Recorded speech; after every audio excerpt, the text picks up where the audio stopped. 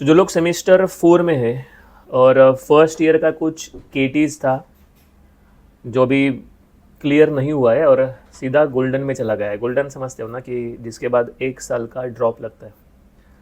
Actually 1 mark की वजह से या 4 मार्क की वजह से किसी का भविष्य नहीं बनता है, ये हम सब लोगों को पता है। लेकिन एक स्टेप ऊपर जाने के लिए, अगले स्टेज में जाने के लिए हमें ये पासिंग वाला क्राइटेरिया फुलफिल करना पड़ेगा। और कितना बुरा लगता है मालूम है, जब भी 1 या 2 मार्क की वजह से कोई स्टूडेंट ड्रॉप में चला जाता है। और जानते हो कि ये बच्चे कुछ पढ़ते ही नहीं, ऐसा नहीं है। देखो ना, किसी का मैकेनिक्स है, उसने अभी तक 3 अटेम्प्ट दिए।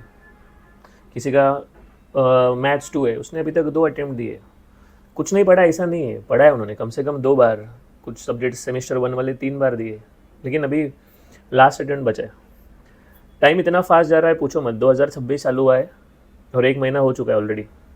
एग्जामिनेशन अपना मई के आसपास रहेगा और करंट सेमेस्टर का प्रिपरेशन करना है, कॉलेज का एक्टिविटीज़ रहेगा, ये सेमेस्टर में स्पोर्ट्स, ये सब एनुअल डे, ये सब चलता रहेगा। बच्चा इतना बिजी हो जाता है कि सीधा अप्रैल आ जाएगा। और अप्रैल आया तो ये गोल्डन वाला सब्जेक्ट है ना, अपने को रात को सोने को भी नहीं देते। प्रेशर सबको ही है, बच्चे को भी है, पेरेंट को भी है। अगर 1 साल कोई भी एक सब्जेक्ट की वजह से या 4 मार्क की वजह से, तो मालूम है कितना बुरा परिस्थिति।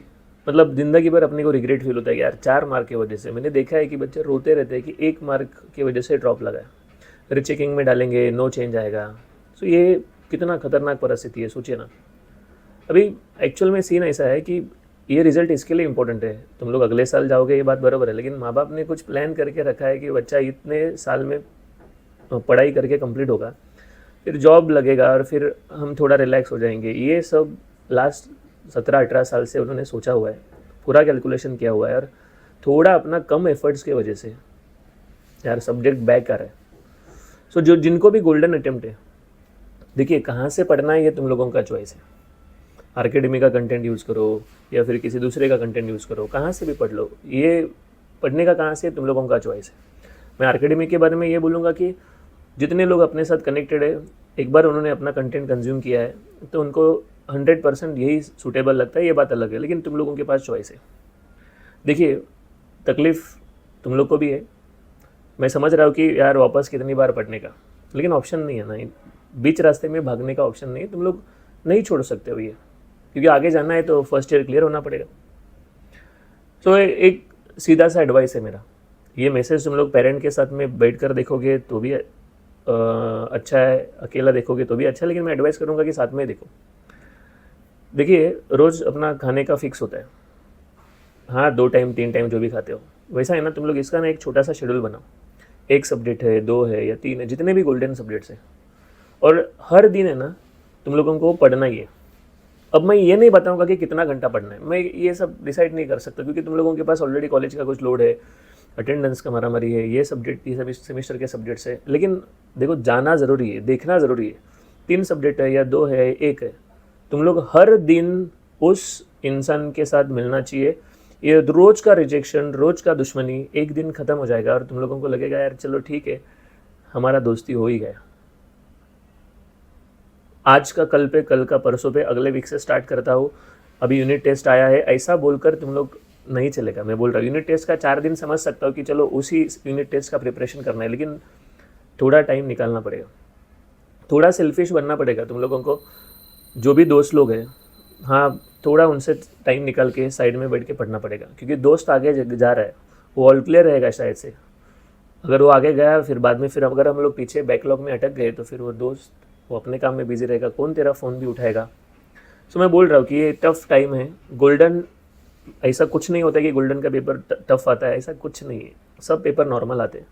खाली तुम लोग एनालाइज करो कि क्या मिस्टेक हुआ। एक कॉमन रीज़न मैंने देखा इतने सालों में, बच्चे का कॉन्फिडेंस नहीं होता है।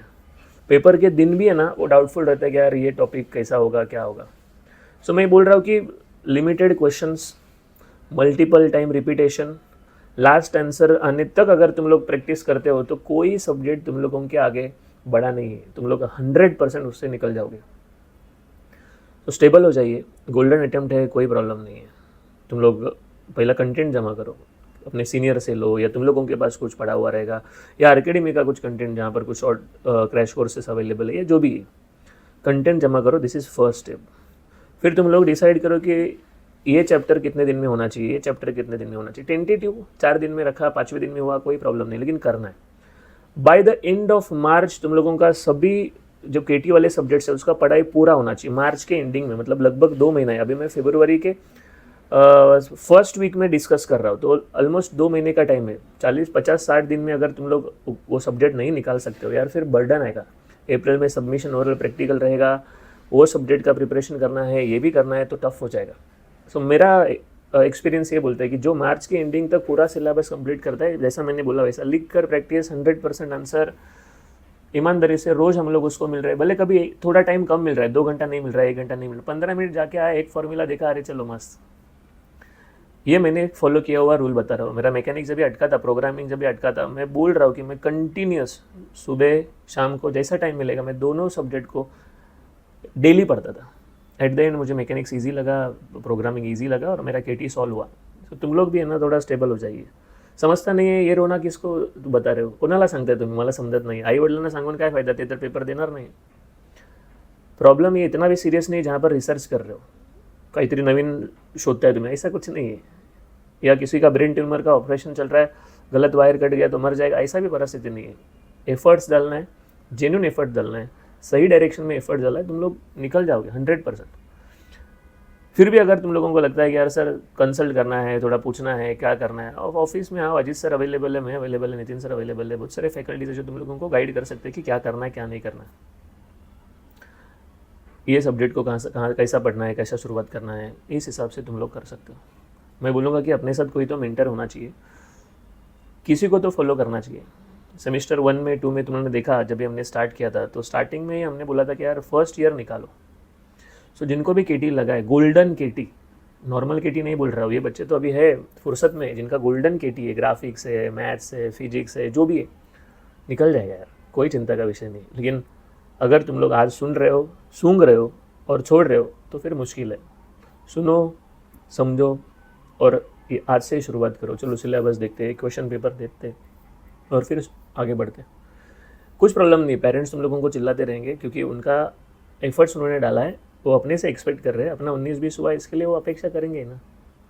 सो मैं बोल रहा हूँ सब लोगों को, स्टार्ट प्रिपेयरिंग फ्रॉम टुडे, कोई बर्डन मत लो। इन केस तुम लोगों को लगता है कि यार सर बहुत प्रेशर आ रहा है, मिलिए, हम थाना, निरोल, कल्याण ये लोकेशन पे अवेलेबल होते हैं, मिल सकते हैं।